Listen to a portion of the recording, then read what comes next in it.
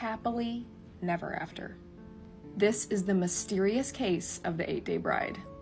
It's May 12, 1947 in Severn Falls, Ontario, and 22-year-old Christina Kettlewell had just gotten married to 26-year-old war vet John Ray Kettlewell, aka Jack. They eloped after knowing each other for 3 years, but Christina's family had some concerns about the union. You see, Jack had a best friend named Ronald Berry, who was 28, and the three spent a strange amount of time together. Christina's family had suspicions that Ronald was actually in love with Christina. Ronald even joined the two on their honeymoon. Shortly after the marriage, the three headed to Ronald's remote cottage in Severn Falls, which was only accessible by boat. And after getting to the cottage, Christina reportedly started acting very strange. She was reportedly having mental breakdowns, crying, and then other points she seemed completely dazed and out of it. And a couple days later, on May 20th, Christina disappeared. Coincidentally, this same day, Ronald's cottage mysteriously caught fire. Say what?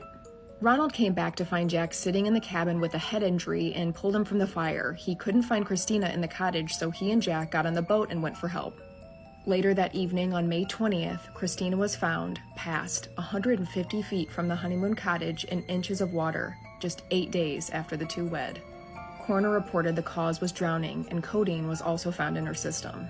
Jack was then interrogated by police for hours. They found he had a head injury and had codeine in his system as well.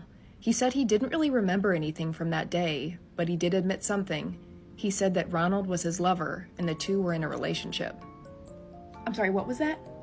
Ronald was questioned as well, and an investigation into her passing began.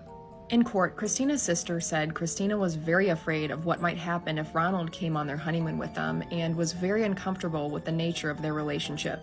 Jack recanted that he had a romantic relationship with Ronald, but a jury couldn't conclude if there was foul play or not.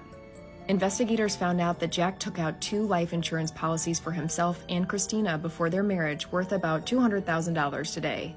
And who did he name the beneficiary for both? Good old Ronald. Ronald also conveniently had an insurance policy on his cottage that coincidentally burned down.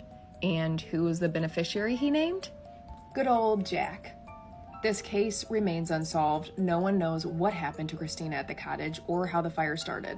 But the two guys maintain that she probably did it to herself. What do you think happened?